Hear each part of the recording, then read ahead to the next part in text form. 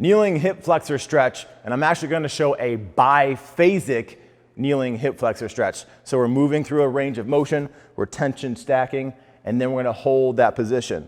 So the biphasic stretch here, I'm on one knee. I want you to think about having your hands on that opposite leg, so we're creating tension around the joints too. We're just going to rock forward, find that end range here of that hip flexor, then come up a little bit. Rock forward, hold that for a count of 2, and then come up. So we're just hitting this point until I find my end range, which is right about here without overextending that back. So just thinking about getting that hip flexor right through the rectus femoris.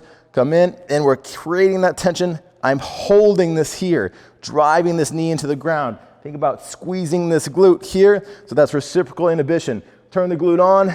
That will open up the hip flexor. Just hold that for 15 to 30 seconds. Keep it there. Keep that tension. And that is your kneeling biphasic hip flexor stretch. I hope you enjoyed this video. I'm Joey Thurman. Subscribe to this channel and make sure you get my book, The Minimum Method, the least you can do to be a stronger, healthier, happier you.